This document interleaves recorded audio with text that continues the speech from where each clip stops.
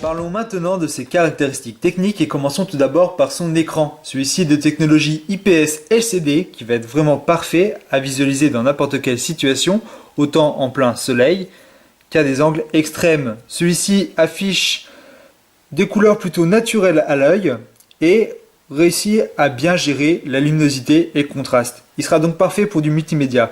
De plus, grâce aux paramètres proposés par Windows Phone 8.1, vous allez pouvoir régler les luminosités et contrastes à votre gré, mais pas que. Vous pourrez également régler le ton de l'affichage au niveau des couleurs, c'est-à-dire que vous pourrez gérer un ton plutôt chaud ou un ton plutôt froid. Ainsi, vous aurez un affichage qui sera personnalisé pour vous. Petit bémol tout de même, sa résolution est dite FWVGA. Il faut comprendre donc 854 x 480 pixels. Et c'est vraiment la résolution limite pour ne pas voir apparaître les pixels. Ces pixels-là d'ailleurs seront visibles à l'œil si vous allez utiliser le smartphone très près des yeux et avec des images très lumineuses. Sinon, on peut voir tout de même que l'écriture reste nette et n'aura aucun embêtement à lire sur ce smartphone ou alors aller traîner sur le net et pouvoir lire toutes les informations sur le net. Il reste quand même très agréable. Petit bémol également, on a ici un smartphone qui propose une barre ici en bas qui ne sert vraiment à rien au niveau du design. C'est même plus encombrant qu'autre chose puisque ça allonge le smartphone pour rien. Et on a ici cette barre à l'écran qui est tout le temps affichée, n'importe quand, même dans les applications, et du coup qui va réduire un petit peu cet affichage de 4,5 pouces.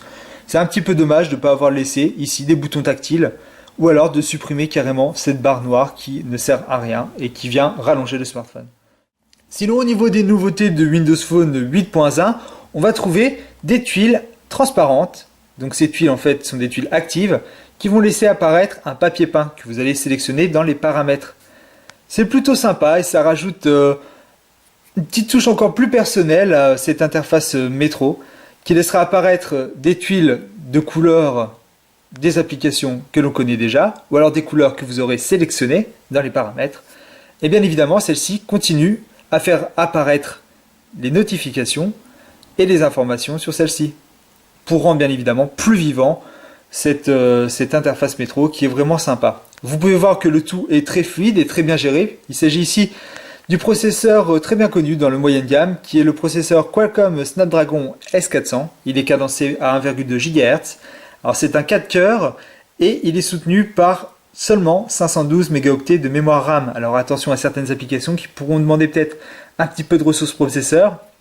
Même si elles sont super bien gérées sur Windows Phone et qu'elles restent vraiment très accessibles même avec une petite mémoire RAM, on risquerait d'avoir quand même quelques ralentissements ou quelques petits lags. Mais vraiment rien de très méchant, c'est vraiment dans des applications assez spécifiques. Sinon le tout reste très fluide et facile à utiliser au quotidien. On a ici la page d'accueil qui nous permet de visualiser tout de suite des informations.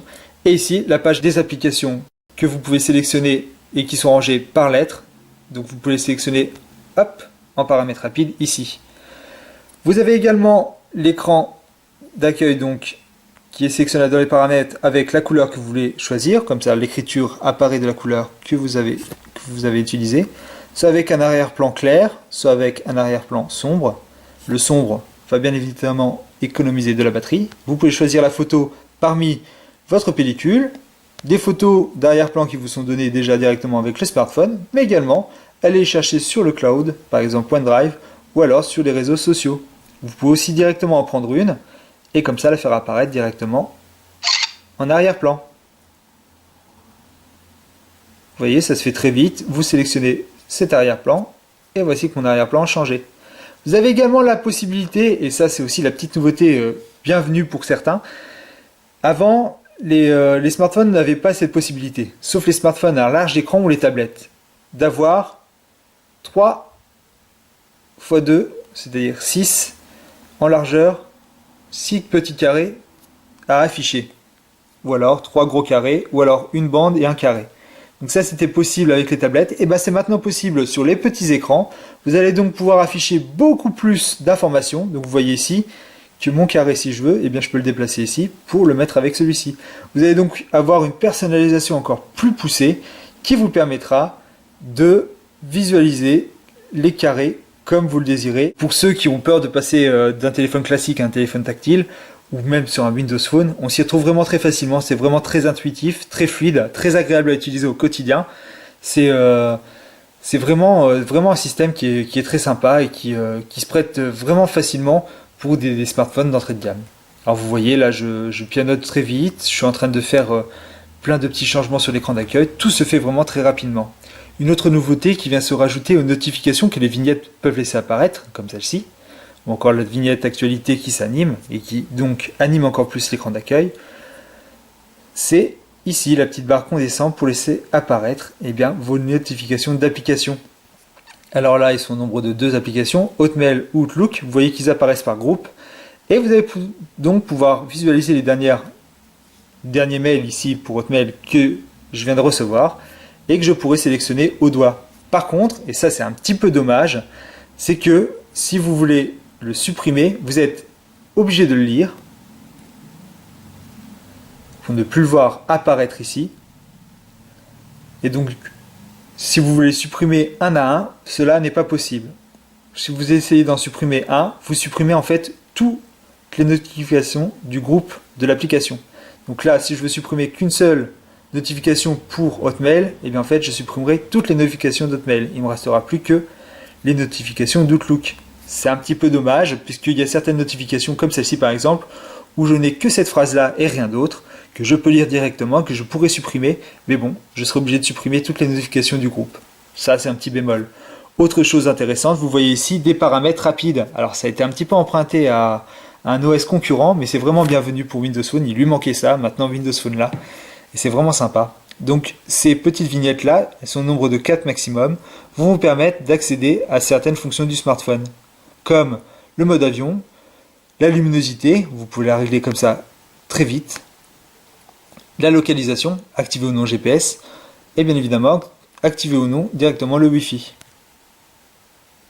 Comme ceci. Vous voyez, c'est très rapide. Alors, il y a un paramètre également pour tout ce qui est notification qui s'appelle notification plus action qui vont vous permettre de gérer ces 4 icônes pour vous permettre d'accéder à d'autres paramètres plus simplement. Voilà, à votre choix. Malheureusement, c'est qu'au nombre de 4, on ne peut pas plus. Et vous avez ici toutes les notifications qui peuvent être gérées directement avec l'application qui vont utiliser ces notifications.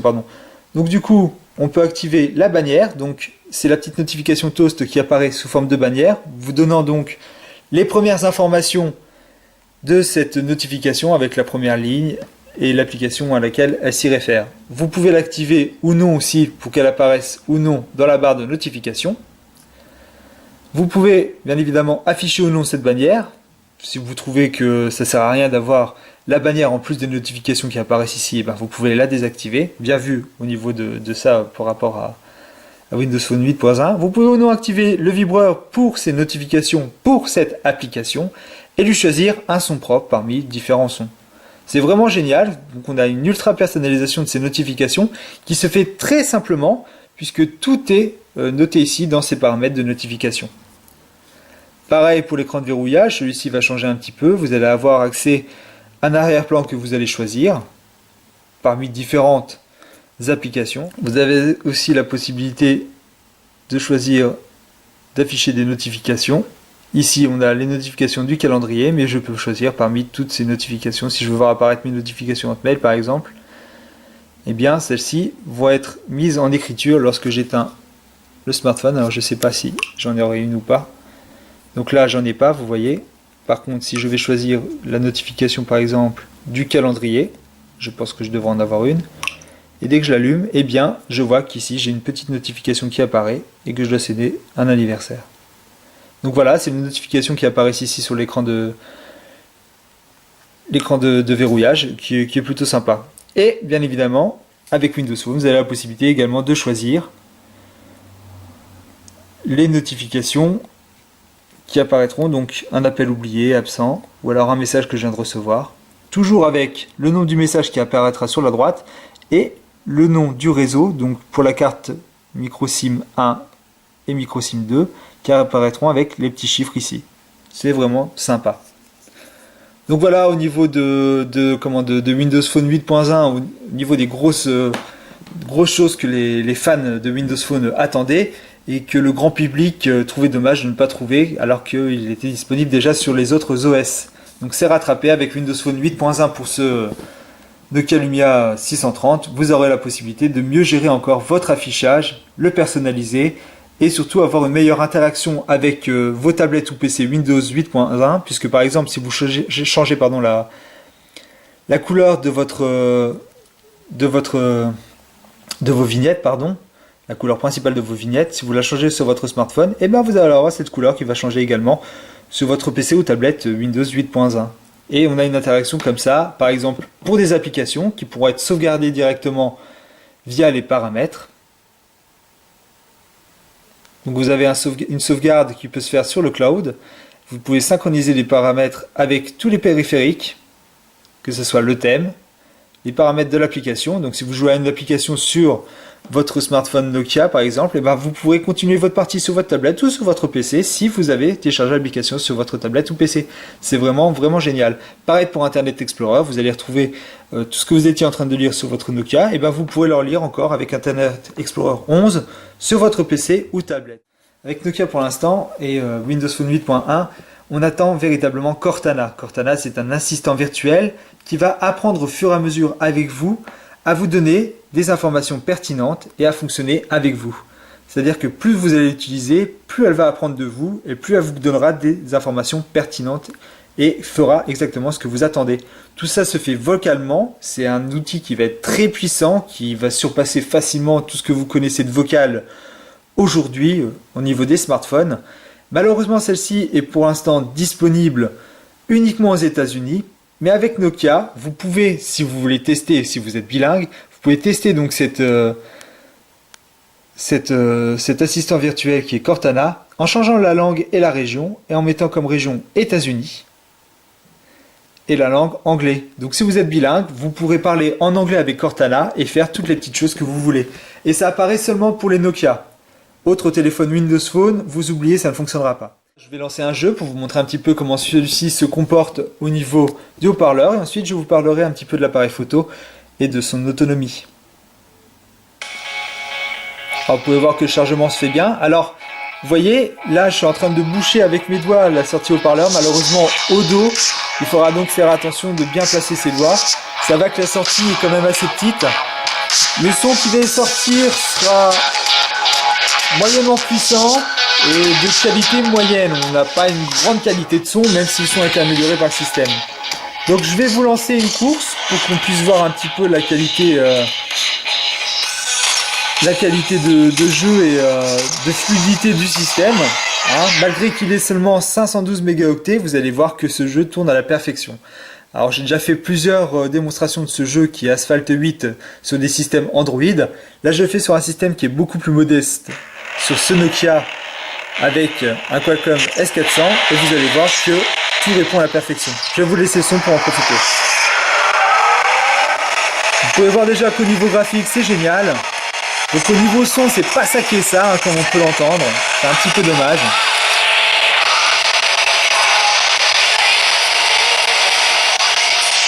Par contre, au niveau jouabilité, on a vraiment quelque chose de fluide et très agréable à utiliser. Et on va retrouver ça dans énormément d'applications jeux.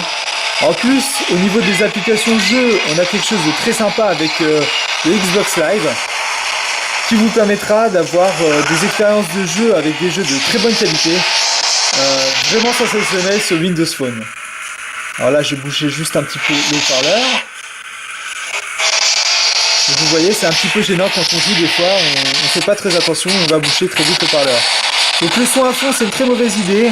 Vous risquez d'avoir un son qui est très vite saturé et qui donne quelques discordances des fois au niveau de la mélodie. C'est bien dommage. Mais sinon, vous voyez qu'au niveau jeu, on a quelque chose qui est vraiment super agréable à utiliser. Sur un écran 4,5 pouces, c'est vraiment génial. Donc là, le multimédia est vraiment excellent. Donc voilà, comment faire un combo x3. Et vous voyez que tout est très vite réactif, très vite fluide. Donc c'est vraiment un réel bonheur de pouvoir jouer au jeu sur ce smartphone et utiliser les jeux de la plateforme Xbox Live que l'on peut retrouver sur sa console de jeu Xbox One. ou Xbox 360 pour ne nommer qu'elle. Donc voilà, alors au niveau de l'assistant de stockage, on verra que ici la mémoire manque un petit peu sur ce smartphone. Donc dès que vous allez utiliser des grosses applications telles que ce jeu-là qui fait 1 gigaoctet, vous allez très vite descendre au niveau de la mémoire. Heureusement qu'il y a un slot pour la carte donc SD qui va vous permettre d'étendre cette mémoire jusqu'à 128 gigaoctets. Là, vous allez pouvoir mettre énormément de films, énormément de données, que ce soit de la musique, des films, des photos, de la vidéo. C'est vraiment excellent de voir que sur un téléphone comme ceci, qui a un prix d'entrée de gamme, de proposer une telle extension de mémoire avec une telle capacité, quoi. Donc ça, c'est aussi l'un des gros points forts. Et aussi, le dernier point fort que je dirais, c'est son autonomie. C'est une autonomie qui est vraiment très acceptable. Vous allez pouvoir faire énormément de choses sur ce smartphone sans pour autant voir son autonomie descendre énormément.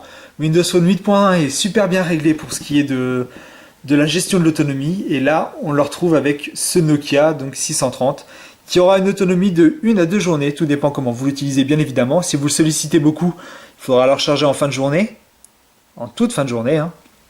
Et sinon, si vous l'utilisez de façon moyenne, à faible, vous allez pouvoir tenir extrêmement longtemps. Donc si vous l'utilisez de manière faible, vous allez pouvoir tenir même 3 jours.